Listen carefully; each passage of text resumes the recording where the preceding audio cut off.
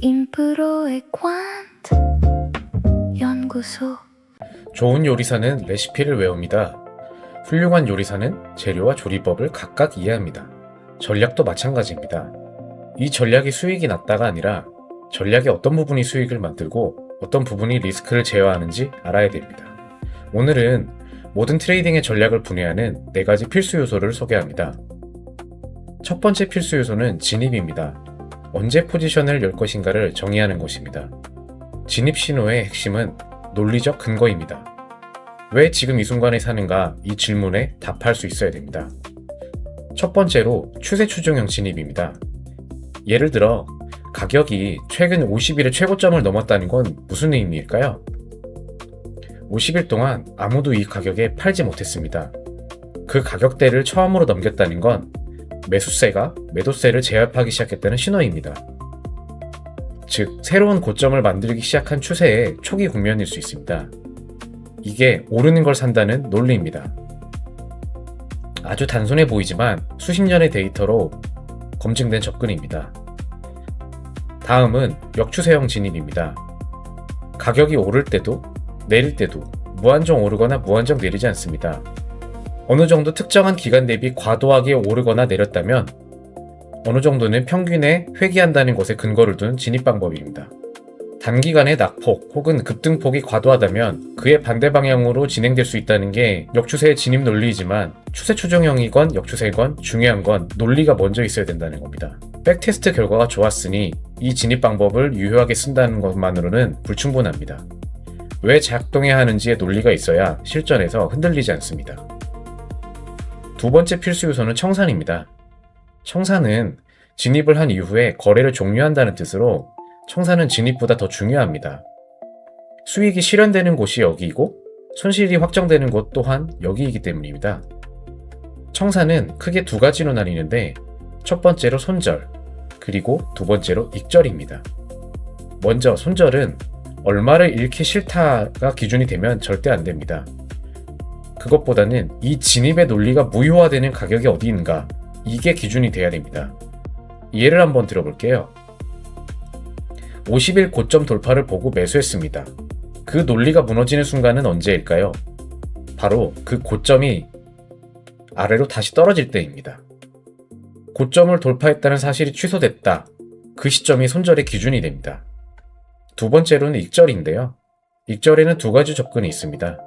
하나는 고정된 목표를 설정해서 하는 방법이고, 예를 들면 진입가 대비 5%를 오르면 나는 팔겠다처럼 단순하고 명확합니다.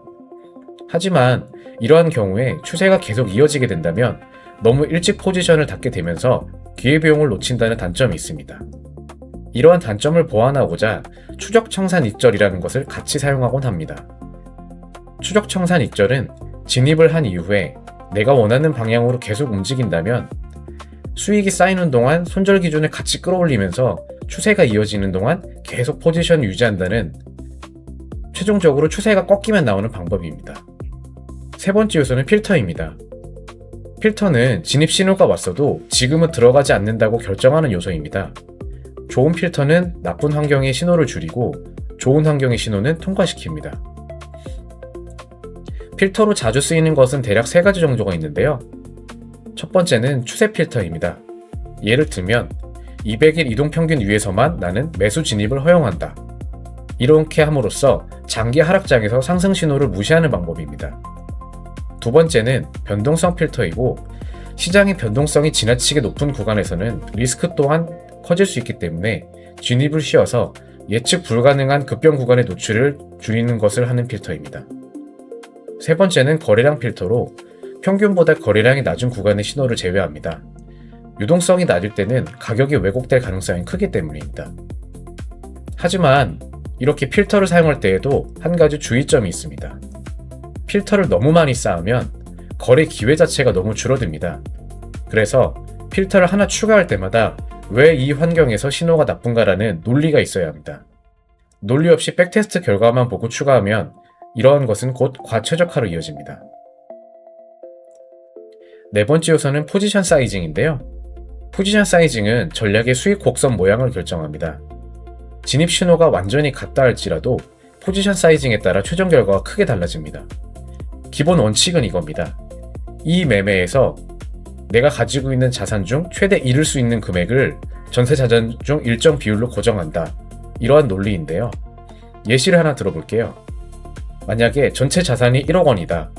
하지만 나는 이 매매에서 최대 손실을 1%, 즉 100만 원으로 제한하겠다 라고 한다면, 만약에 우리가 비트코인을 100이라는 가격에 샀는데 손절거리가 10%라면 투자 금액은 1000만 원이 될 거고요.